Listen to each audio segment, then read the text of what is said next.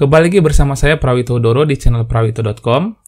Kali ini kita akan membahas suatu materi yang sangat menarik, yaitu MERN. MERN ini adalah suatu singkatan dari MongoDB, Express, React, dan Node.js. Nah, apa sih keempat materi utama ini? Nah, kita akan membahas materi MERN di dalam playlist kali ini. Sebelum kita mempelajari lebih dalam tentang MERN, saya akan sedikit flashback ke perkembangan proses pembuatan aplikasi. Sebelumnya, ketika aplikasi dibuat itu sangat sederhana sekali. Kita ingin membuat aplikasi, ada programmer, jadilah sebuah aplikasi. Nah, di mana dalam suatu aplikasi itu dihandle oleh seorang programmer atau beberapa programmer yang pembagiannya ya semua dihajar oleh programmer tersebut. Nah, sekarang ini aplikasi lumayan dipecah-pecah ya pembagian tugasnya, di mana ada pembagian tugas untuk programmer yang mengerjakan bagian tampilan depan atau yang biasa digunakan oleh user, yang biasa kita kenal dengan istilah front-end. Nah, front-end ini bertugas untuk menghandle pembuatan aplikasi yang digunakan secara langsung oleh user.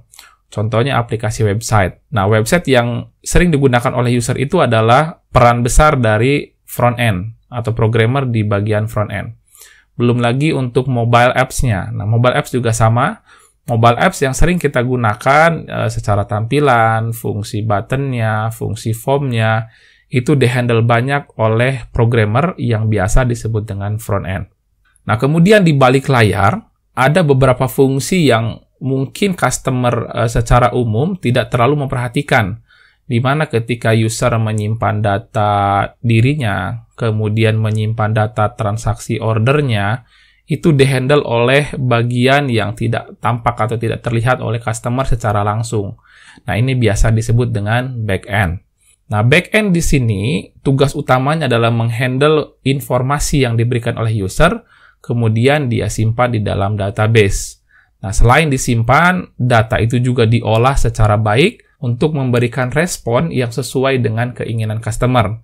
Contohnya ketika dia order produk dengan harga X, ketika dia membeli dengan sejumlah barang, dia akan kalikan X tersebut dengan harganya. Nah, seperti itu. Fungsi dari backend ini lebih banyak mengatur informasi yang diberikan oleh customer, kemudian disimpannya di dalam database. Nah, lalu di mana peran dari MERN ini, atau MongoDB, Express, React, dan Node.js ini?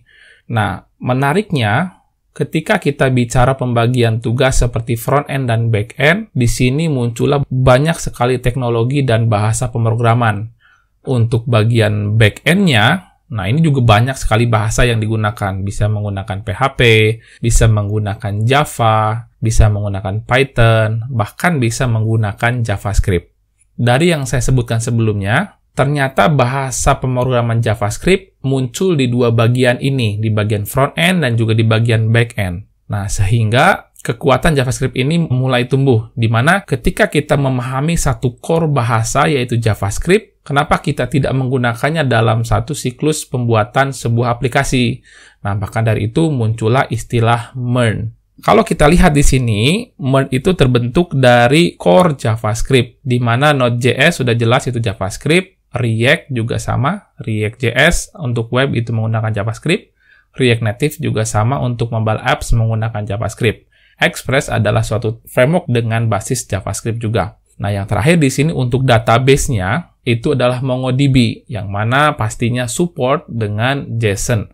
JSON itu adalah JavaScript Object Notation.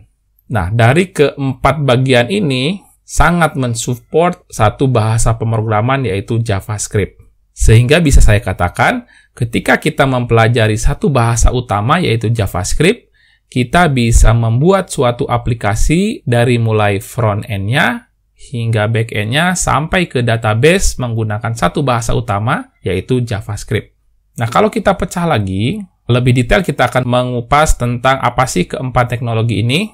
Nah, yang pertama kita akan memulai memahami tentang MongoDB. MongoDB ini adalah suatu open source yang bisa kita gunakan secara gratis yang berfungsi untuk database management system. Kemudian MongoDB ini bersifat document-oriented database, yang mana maksudnya adalah database yang kita simpan di dalam MongoDB ini menggunakan collection dan dokumen. di mana yang biasa kita pahami di dalam database itu biasa disimpan dengan tabel dan row. Nah, MongoDB ini menariknya adalah disimpan dengan menggunakan collection dan juga dokumen. MongoDB juga disimpan dalam bentuk JSON format, yaitu JavaScript Object Notation. Selanjutnya, kita akan menggunakan teknologi Express.